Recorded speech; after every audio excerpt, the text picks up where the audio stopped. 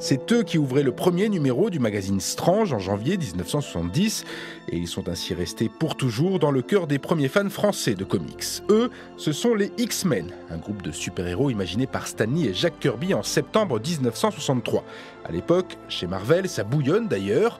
En moins de 2 ans, le cerveau de Stan Lee vient de créer les 4 Fantastiques, Hulk, Spider-Man, Thor et Iron Man. Rien que ça, Stan Lee voulut alors justifier les pouvoirs de ces nouveaux personnages sans avoir besoin d'explications biscornues.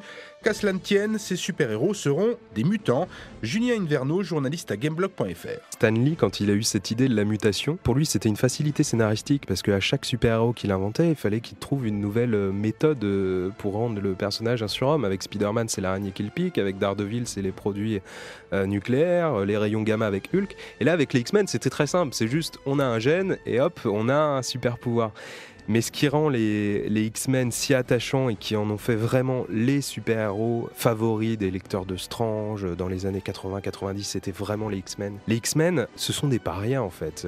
Au départ, ce sont en effet des adolescents handicapés qui sont handicapés par leur pouvoir. On a un personnage qui projette de l'énergie sans le vouloir par les yeux. On a un personnage qui absorbe les pensées des gens rien qu'en les touchant. Cette galerie de personnages très attachants parce qu'au départ, tous un peu cassés, fragiles, qui vont apprendre à maîtriser leur super pouvoir. Les X-Men, c'est aussi une école, celle du professeur Charles Xavier qui abrite quelques étudiants, Cyclope, Angel, Fauve et Iceberg. Tous possèdent des pouvoirs qu'ils doivent apprendre à maîtriser, de même que leur pulsion à l'arrivée de leur nouvelle copine de classe, Jean Grey, télékinésiste, qui fait des ravages dans le cœur des jeunes mutants. Mais la sauce ne prend pas.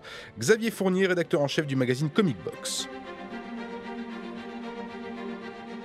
En fait, c'est un des premiers échecs de Marvel. Ça a duré parce qu'à l'époque, on n'arrêtait pas une série comme ça. Il fallait garder la face, il fallait imposer l'image de la réussite de Marvel, mais ça vivotait et ça n'intéressait pas les gens. Quand vous adressez aux enfants, parce qu'il faut savoir qu'à l'époque, le lectorat, il avait peut-être à tout casser une 12aine d'années, quand vous adressez aux enfants et que vous leur racontez les aventures de jeunes mutants surpuissants qui vont à l'école, c'est-à-dire qu'au lieu d'aller s'éclater et utiliser leur pouvoir, ils vont suivre les cours d'un vieux monsieur chauve qui va leur apprendre à être de bons citoyens et leur donner des exercices, il y a un contre-emploi. Et suite au numéro 66, Marvel décida d'arrêter l'apparition d'histoires originales, mais la série ne fut pas annulée pour autant. À sa reprise en 1975, contre toute attente, elle attire un nouveau public, avec une idée toute simple.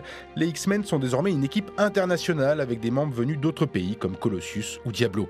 Allégorie sur le racisme et l'intolérance, la peur de l'inconnu et la haine de ce qui est différent, les X-Men représentent potentiellement toutes les minorités discriminées, des figures populaires et politiques.